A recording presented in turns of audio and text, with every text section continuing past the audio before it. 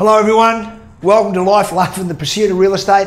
My name is Michael Biviano. I'm actually laughing at the moment because I've had to say that about 10 times today. So I've botched up a few, so we should do a bloopers campaign, John. Yeah. Anyway, so guys, welcome back. I want to talk about 8 points that I have for goal-orientated behaviour for any business, but especially real estate agents.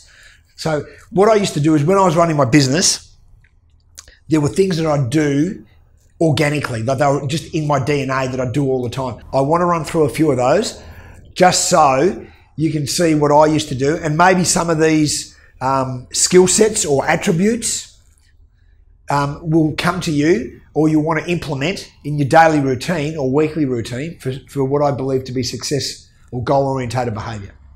So the first thing is we need a sense of urgency. Some people have that innately and some don't. And the question I'm asked a lot is, how do you get it? If you don't have it, how do you install that in yourself? I say that is desire. When you desire something enough, you'll act on it quickly. It is no different that if you're at home and a water pipe bursts, what do? You get into damage control, you call the plumber, you try and fix the pipe, you do anything you possibly can to stop the leak. That's the type of feeling or strategy or persona that you need to have when running your business, a sense of urgency. Second of all, planning and strategy. I've never started a business or had a daily routine or anything without a plan. So therefore, one of the beauties of having a plan is that it actually settles the mind that you're on the right path. So it makes you learn better, do quicker, and work harder. Learn better, do quicker, and work harder. Very, very important ABC tips. Secondly, commitment. Commitment is part of urgency, but it's desire. It is that commitment to make sure that you get up in the morning with the spirit and the volition to do what you need to do to get that plan actioned and done.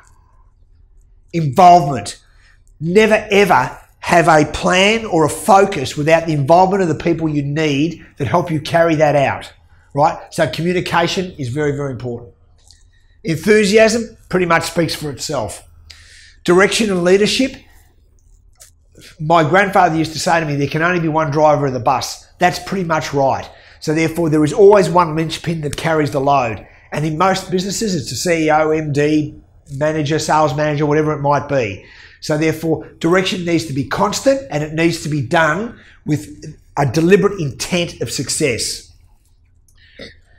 Dashboard reports. I love them. We used to do a dashboard at the end of every week, see how many listings we've done, how many market appraisals have been done, how many sales have been transacted, etc., or how many sales were in the currency of being negotiated. So therefore, because you need to evaluate and assess. So dashboards are an absolute priority for me. And last but not least, as I've just mentioned that word, assessment is ongoing and what's called a collaborative response solution. So therefore, when at the end of the week, if you're not getting to where you need to be or you're falling behind budget or target, there is no point worrying about it at the end of the third week of the month. You worry about it at the start of the first week of the month. So therefore, you look at where you need to be and have things in play to make sure you get to where you need to be. And it needs to be done maybe bi-weekly or even at the end of every week. But your assessment process is extremely important. And you need what they call collaborative response. You need to be able to get everybody involved who you need to get that goal done or that target done or that budget done and get them involved on where you're at and get feedback on what you need to change. Because part of this collaborative assessment here is due to change. You need to be able to adapt and change what you're doing if it's not working. I hope those 8 points help. Thank you very much for listening.